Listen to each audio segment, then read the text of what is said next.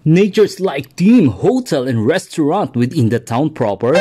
Delicious and affordable foods for your cravings. No traffic, no hassle, and easy to access. Just along the seashore surrounded by bakawan or mangrove trees. Tapos samahan mo pa ng Instagrammable interior decorations na perfect for selfie and groupie. Tapos napaka-aesthetic, unique, and original concept na talagang ipapadama sa iyo ang maaliwalas na kapaligiran habang nalalanghap mo ang simoy ng dagat. Aba naman, at iba rin talaga ang atake nitong Ains Hotel and Restaurant.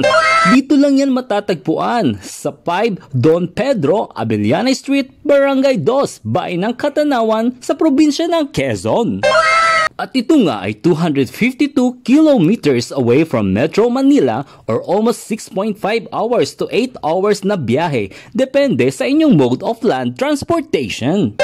Kaya naman kung sawa ka na sa city lifestyle mo, at gusto mo naman ng panibagong ambience for any family occasions, celebrations, and gatherings like wedding, birthdays, simpleng family bonding, ay nako, swak na swak sa inyo ang lugar na ito. Bukod sa napakababait at accommodating nila ang mga staff dito, paano ko ba naman malilimutan ang lugar na ito? Ito ang naging wedding reception ng bunso kong kapatid. At yun na nga, available din po sila sa mga catering services for any occasions, food delivery, and resort lodging.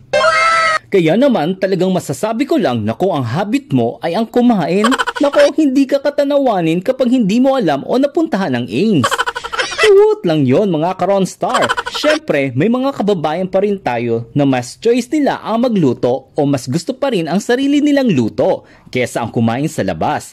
Pero kung nagtitipid kayo sa oras at efforts ng pagluluto at pag-aasikaso, abay itong restaurant na ito ang para sa iyo.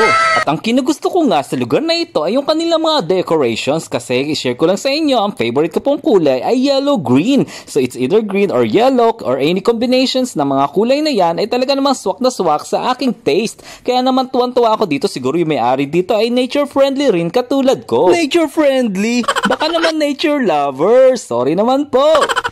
At ang isa pa dito, nakakatuwa ay yung aming kulay ng family outfit ay talaga naman tumugma sa kanilang team. Go green to keep it clean. Sobrang ako na-touch sa kanilang mga staff dito kasi nag-request ako ng pinakantugtog para sa happy birthday. Yun nga lang, tinanggal ko yung sound kasi lagi na lang ako nakaka-copyright. So, sayang lang din naman ang kita ko sa kanila lang din naman mapupunta. So sayang naman yung effort ko kaya ito nga, nag-ad voice na lang ako. Baka voice over. Nako, promise! Ang sasarap ng mga pagkain nila dito kagaya ng crispy pata, sweet and sour fish fillet, pork or chicken, pork sisig, chop suey, chicken buffalo, sinigang na hipon, pansit chami, pansit bihon, lumpiang Shanghai, maging ang kanilang creamy mushroom and crab and corn soup. Napaka-yummy. Then, samahan mo pa ng panghimagas na leche flan, tapos napaka-refreshing na iced tea, ay solve na solve ang kain mo at talaga namang simut sarap. Yung tipong walang diet-diet at mapapa-extra rice talaga.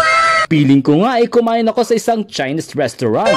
Alam niyo naman, basta Chinese restaurant, walang patapon na pagkain dahil lahat masasarap at ganun na ganun dito ang vibes.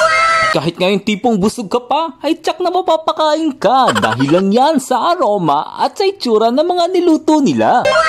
After nga namin kumain dito, talaga namang mapapasit back and relax ka talaga sa ganda ng ambience. Yung feeling mo at home ka dito. Kaya naman sa mga katanawanin, ano pang hinihintay ninyo? Huwag nang maging dayuhan sa sariling atin. Tara na at makidine in ka na rin.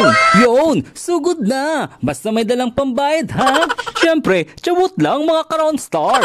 Siya nga pala mga ka-Ronstar, abangan nyo ang next vlog ko kung saan ipapakita ko naman sa inyo ang isa pa nilang ipinagmamalaking branch.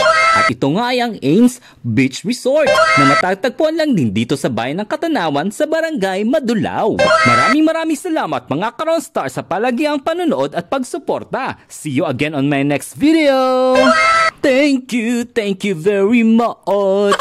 Thank you very much.